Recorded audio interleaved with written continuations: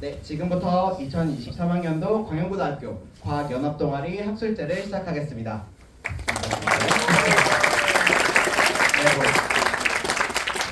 작년에도 이 학술제를 진행했었는데 올해도 어김없이 이 학술제를 진행하게 됐고요. 내년, 내후년에도 계속 이 학술제가 진행이 될 테니까 여러분들 1년 동안 동아리 활동했던 거 잘 기록해두시고 학술제 발표해주시면 좋을 것 같습니다. 1년 동안 동아리 활동했던 거 결과물 여러분들이 이제 발표를 해줄 텐데요. 그 발표 순서는 이렇게 처음에 화학 동아리, 그 다음은 물리 탐구 동아리, 그리고 생명과학반, 그리고 지구과학반 이렇게 네 동아리가 발표를 시작할 예정입니다. 그리고 제가 이제 화학 동아리 교사잖아요. 그래서 화학반 발표한 다음에 그 다음에 잠깐 저희 그 과학교과 활동에 대해서 얘기를 하고 그 다음에 나머지 동아리 활동들 쭉 얘기를 해보겠습니다. 동아리별로 발표 아마 지원 학생들을 받았을 거예요. 그래서 그 지원한 학생들이 발표를 진행해주면 좋을 것 같습니다. 그래서 여러 가지 주의사항들에 대해서 얘기를 할 건데요. 먼저 당연한 얘기지만 친구들 발표에 집중하고 경청 부탁드립니다. 좋으시면 안 돼요. 그리고 휴대폰은 잠시 끄고 그리고 청중 예의를 지켜주십시오. 그래서 세 번째는 발표 내용에 대한 여러분들의 의견을 뭐 질문이라든지 아니면 의견이 있으면 발표 끝난 다음에 자유롭게 질문해 주시면 좋을 것 같습니다. 그리고 열심히 준비한 친구들에게 큰 박수도 부탁드립니다. 네, 지금부터 발표를 시작할 텐데요. 화학 동아리 첫 발표자 그리고 두 번째, 세 번째, 네 번째 발표자 학생들은 지금 앞으로 나와 주시겠어요? 네.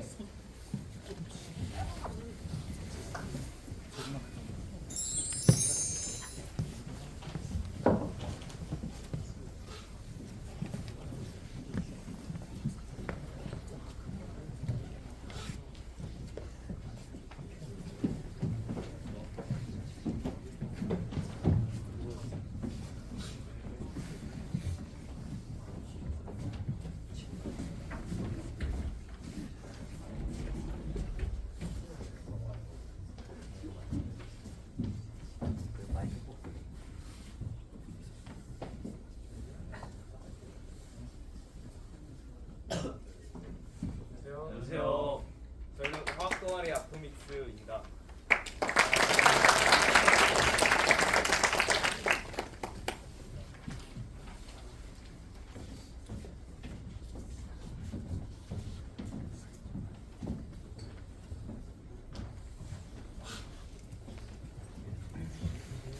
안녕하십니까. 화학동아리 아토믹스입니다. 지금부터 저희 화학동아리 학술제 발표를 시작하겠습니다. 첫 번째로 로켓캔디 실험을 먼저 소개를 하고요. 그 다음에 나일론 합성 실험, 그 다음 미지시료 농도 측정, 그 다음에 마무리가 있겠습니다. 로켓캔디 실험 먼저 설명 시작하겠습니다. 로켓캔디 실험은 연료로 설탕을 사용하고 산화제로 질산칼륨을 사용하는 실험입니다. 이 둘을 반응시켜 연소 반응을 일으키는 것입니다. 만약에 이것을 실제 로켓에 적용한다면 추진력을 얻어서 로켓을 발사할 수도 있습니다. 여기 있는 탄산칼륨은 실험에서 보일 흰 연기이고요. 이 H2O, N2, CO2는 이 셋이 가스를 이루는데 이 셋 가스가 로켓에 적용될 경우 추진력을 주는 역할을 합니다. 이제 실험을 위해서 설탕과 질산칼륨을 얼마나 섞어야 될지가 문제인데요. 이것은 양적 계산을 통해서 구할 수 있습니다. 질산칼륨의 분자량이 101몰이고 설탕의 분자량이 342몰이라는 것을 이용하여 2.8대 1의 질량비가 적절하다는 것을 구할 수 있습니다. 재료 준비입니다. 질산칼륨과 설탕을 적당한 양으로 계량을 합니다. 그 후 두 가루를 섞은 다음에 핫플레이트 위에 올려서 질산칼륨과 설탕을 유용합니다. 그렇게 해서 저런 식의 로켓캔디 혼합물을 만들게 됩니다. 이때 각 조마다 질산칼륨과 설탕 양을 다르게 섞었는데 이는 실험의 결과에 직접적인 영향을 미쳤습니다. 2조는 가장 적절한 질량비로 연료를 만들었고 4조는 연료의 질량이 가장 컸습니다. 그러나 여러 번의 시행착오를 통해 질산칼륨 15g과 설탕 8g을 섞어 연료를 만들 때 가장 격렬하게 반응했다는 사실을 발견했습니다. 다음은 3조 영상입니다.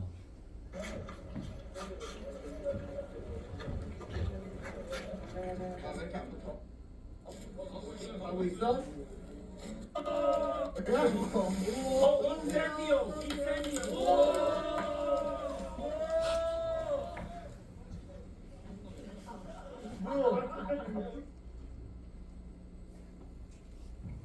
미디어 영상입니다. 없어가지고 그냥 들었어요.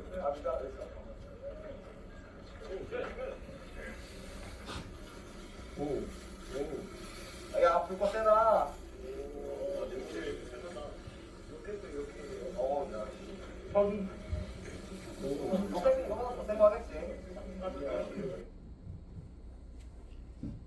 이론적으로 가장 적절한 질량비로 연료를 만든 것은 이주였지만 실제 실험에서는 연료를 가장 잘 녹인 산주의 연료가 가장 격렬하게 반응했습니다. 따라서 적절한 질량비로 연료를 만드는 것도 중요하지만 연료를 잘 녹이는 것이 더 중요하다는 결론을 내리게 되었습니다. 다음은 추가 실험입니다. 이 실험은 로켓 캔디 실험과 마찬가지로 질산칼륨과 설탕 혼합물을 연소시켜 생성된 기체로 연막탄을 만드는 실험입니다.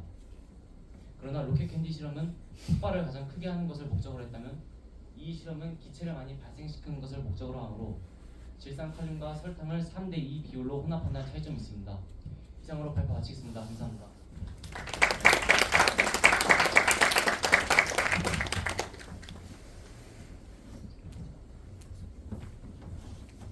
다음으로 나일론 합성 실험에 대해서 발표하겠습니다.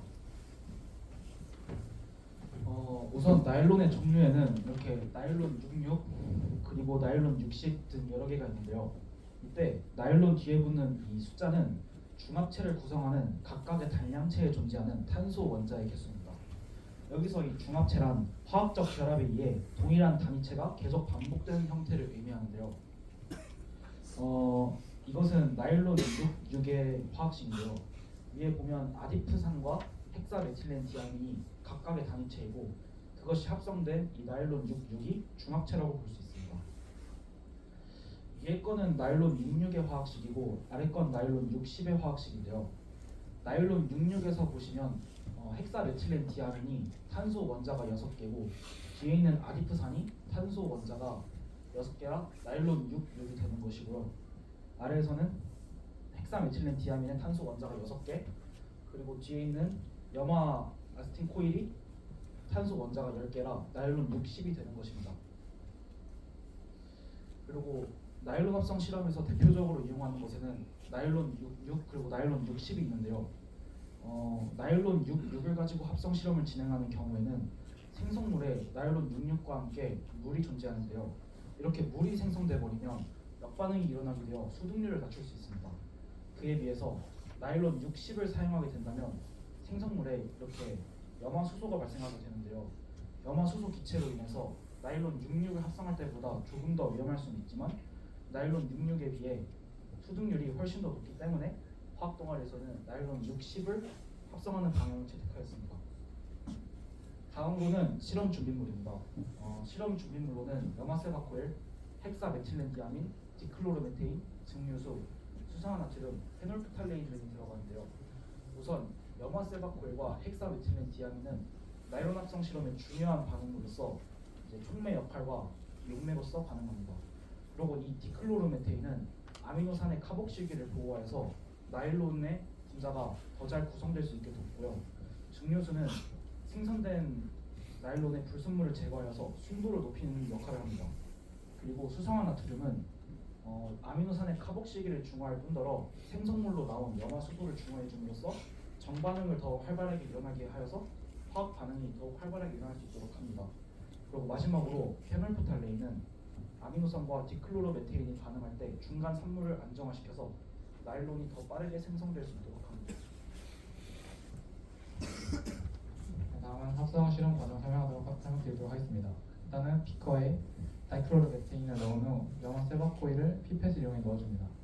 그리고 비커에 증류수와 헥사메틸렌디아민, 수소나 나트륨을 녹여줍니다. 그리고 두 번째 과정 용액에 두 번째 과정 용액을 1번 용액에 유리막대를 이용하여 층이 형성되도록 천천히 부으면서 넣어줍니다. 그리고 그렇게 만들어진 나일론을 핀셋을 이용해 꺼내서 다시 건조시키면 나일론이 완성됩니다. 그리고 이 나일론 합성의 화학 원리를 간단하게 알아보겠습니다. 일단 원리는 헥사메틸렌디아민과 세바코일의 축합 반응인데, 축합 반응이란 이제 분자들이 제거되면서 새로운 화합물을 형성하는 반응인데, 과정을 간단하게 살펴보면 일단 첫 번째로 질소 원자가 탄소에게 전자쌍을 제공해서 결합을 형성합니다. 이때 산소는 전자를 얻고 음연이 됩니다. 그리고 탄소와 질소가 결합하면서 탄소와 염소에 결합된 전자가 염소 쪽으로 넘어가서 염소가 음이온이 됩니다. 그리고 1번에서 음이온이 된 탄소는 다시 탄소와 결합 형성합니다. 그리고 세 번째로 염소 음이온에 의해서 수소는 질소에 전자를 주고 수소가 질소에 전자를 줄 때 이때 부산물인 HCl이 생성되고 이때 질소는 펩타이드 결합을 형성하게 됩니다. 이 과정을 나일론 끝쪽 부분에서 반복하면서 이제 나일론 60을 형성하게 됩니다. 그래서 아까 앞에 말씀드렸던 것처럼 HCl이 나오기 때문에 NaOH를 넣은 이유도 알 수 있습니다. 저희 실험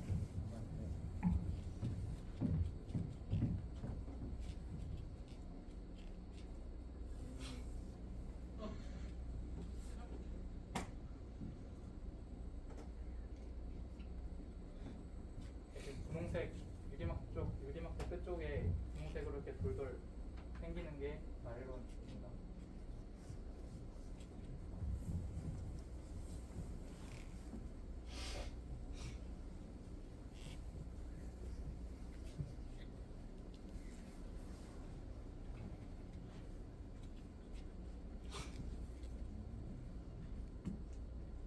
나일론 합성 실험 마치고 이제 3조 보겠습니다. 미지시료 농도 측정을 발표하게 된 황동혜입니다. 화학에서 알 수 없는 용액을 미지 용액이라고 합니다. 이 미지 용액의 농도를 측정하는 것이 왜 중요할까요? 제약회사에서는 일정 농도 이상을 약을 복용하면 신체에서 큰 영향을 줄 수 있는 신약, 정확한 농도를 꼭 알아야 합니다. 과학 교과에서 배웠던 내용을 이용하여 농도를 측정하려면 중화 반응, 산화하는 반응 등을 이용한 측정과 같이 복잡한 실험 과정이 필요합니다. 이와 같은 방법은 시간 낭비가 심하기 때문에 연구자들은 절대로 교과서의 방식으로는 농도를 측정하지 않습니다. 저희가 소개할 실험은 단순히 용액을 보는 것만으로 농도를 바로 알 수 있으므로 매우 편리하고 강력한 방법입니다. 실험 원리를 간단하게 설명하면 비례식으로도 설명이 가능합니다. 또 빛을 통해 보이는 용액의 색을 수치하려면 먼저 용액이 파란색이라는 것은 파란색이 보색인 주황색을 흡수한다는 뜻입니다. 물질이 많을수록 주황색 빛을 흡수하는 흑광도가 커지므로 이를 측정하는 분광 강도계를 이용하여 측정해야 합니다. 작년에는 스마트폰에 있는 카메라를 이용하여 대략적으로 측정하였는데 사진을 찍는 순간이나 각도나 강원 등에 의해 굉장히 수치가 부정확하고 오차가 많았습니다. 하지만 올해에는 분광 강도계라는 기계를 이용하여 훨씬 더 정밀하게 측정할 수 있었습니다. 저희 화학 동아리에서 150만 원이라는 예산을 들여서 실험을 하게 되어 좀 더 뜻깊고 의미가 있었던 것 같습니다. 실험 방법입니다. 큐벳에 용액을 넣고 넣은 용액을 분광 강도계를 통해 피크값을 고정하는 사진입니다. 지금 가장 많은 빛을 흡수하는 파장 영역, 즉 그래프의 피크값을 고정하고 5개 큐벳을 바꿔가며 흑강도를 측정합니다. 5개의 점을 이용하여 표준 곡선을 그려서 흑강도 농도 그래프의 1차함수식을 얻어냅니다. y 즉 y는 mx 플러스 b. 근데 여기서 b는 0이므로 즉 y 흑강도에 y 값의 흑강도를 대입하고 분광기를 통해 기울기 m을 알아내면 농도인 x 값을 구할 수 있습니다. 예를 들어 보겠습니다. 오르나민 씨와 같이 노란 색소가 얼마나 들어있는지 모르는 미지 용액에 분광 강도계에 넣어 흑강도를 측정한 뒤 우리 실험을 통해 얻을 수 있는 기울기로 나눠주면 정확한 농도를 계산할 수 있습니다. 오르나민 씨의 그래프 식이 y는 0.231x로 성립되고 오르나민 씨의 흑강도가 1.1이기 때문에 1.1을 y값에 대입하여 더하면 x값인 농도인 4.76이 나옵니다. 실험 이론과 시행착오에 대해서 설명하게 될 이서원입니다. 우선 흑강도 측정은 물질이 특정 파장과 빛을 얼마나 흡수하는지에 대해서 측정하는 과정이며 저희가 이번에 실험했던 이 미지 시료 농도 측정은 가시광선의 범위에서 중간계를 사용하여 측정하게 되었습니다. 시행착오로는 저희가 처음 측정할 때 물 200ml의 노란색 색소를 사용하여 농도가 9.35mm몰라로 나오는 실험을 진행하였습니다. 하지만 여기서 작은 오차가 생기게 되었고 농도를 18.7mm몰라로 수정하여서 다시 실험하였지만 마찬가지로 실패하였습니다. 그래서 실패 원인을 찾던 도중 이 노란색의 보색이 보라색이어서 보라색은 파장 끝자락에 있어 파장 바깥의 값이 나온다는 것을 알게 되었고 그 이유를 통해서 파란색 색소를 사용하여 재실험하게 됐습니다. 파란색 색소를 사용하여서 재실험하였지만 똑같이 오차가 나왔지만 조금이라도 다행으로 처음에 실험했던 값보다는 그 큐벳끼리 사이의 차이가 더 명확하게 나온다는 것을 알게 되었습니다. 이상입니다. 마지막으로 나머지 탐구활동 8가지에 대해 짧게 소개하고 마무리하겠습니다. 먼저 저희 화학 동아리의 활동 주제는 시행착오였습니다. 저희는 앞선 3개의 실험에서 모두 시행착오를 겪고 그리고 그 시행착오에 대해 생각하면서 이 활동을 실험하고 그리고 과학적 사고를 활용할 수 있었습니다. 기존 누군가 준비한 밀키트와 같이 미리 세팅된 실험키트 같은 미리 세팅된 것을 지향하고 우리가 직접 조율 활동을 통해 토의하고 그런 활동을 통해 설계하는 것을 지향했습니다. 저는 이런 실험들을 앞으로 계속 소개하겠습니다. 먼저 NBL을 이용한 산화 연기 중화 속정 실험입니다. 우선 NBL은 센서를 통해 수집된 자료를 실시간으로 분석하고 이를 이처럼 그래프화하는 것입니다. 저희는 약산의 강연기로 실험하여 최종 pH가 7보다 높음을 확인했습니다. 저희는 화학과학과 화학원에서 중학점에서 pH는 7이라고 배웠습니다. 하지만 이는 약산의 강연기로 실험했기 때문에 다수분의 반응이 일어나 OH-가 더 생긴 것을 생각할 수 있었습니다. 실제로 실험한 그래프인데요. 실제로 이렇게 확 튀는 것은 pH가 로그 스케일이기 때문에 확 튀는 것을 확인할 수 있었고 이 가운데 있는 것을 확대해 보면 점점 상승하는 것을 볼 수 있었습니다. 이는 온도 그래프이기 때문에 열을 방출한다는 사실도 확인할 수 있었습니다. 더 나아가 강산의 연기로 실험했을 경우 pH가 7보다 낮음을 예상할 수 있었습니다. 다음은 나트륨 점핑 실험입니다. 나트륨이 물과 반응하는 사실과 그리고 무극성인 핵세인과 반응하지 않는다는 사실을 이용해서 이처럼 아래는 페노프탈레인을 섞은 물이고요. 위는 핵세입니다. 그래서 점핑하는 모습을 확인할 수 있었습니다. 다음은 브릭스-라우셔 화학진동 반응입니다. 이 브릭스-라우셔 화학진동 반응은 계속 순환하는 반응입니다. 산화하는 반응이 계속 순환하기 때문에 영상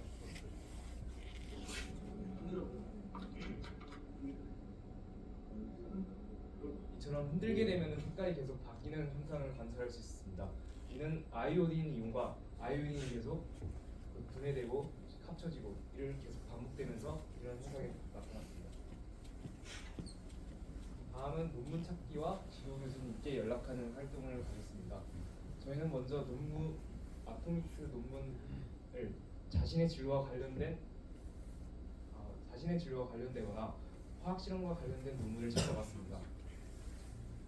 이 아토믹스 논문 탐구의 마지막 활동이 저자 즉 지도 교수님께 연락하여 질문하는 것이었습니다.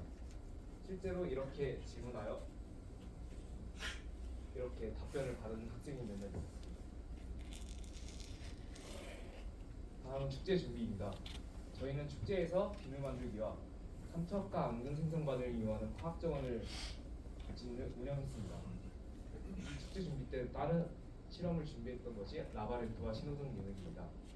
하지만 이 실험들은 중화 반응과 그리고 극성과 무극성이라는 실험 원리가 너무나 간단하기 때문에 실제 축제에서는 앙금 생성 반응과 삼투압을 이용하는 화학 정원과 학문 동아리와 같이 비누 만들기를 했습니다. 이상으로 마지막 말씀 소감 한마디 하겠습니다. 저희는 작년보다 더 정밀한 실험 기구를 통해 작년보다 더 과학적 사고를 더 함양할 수 있었다고 생각합니다. 이를 통해 더 성장할 수 있습니다.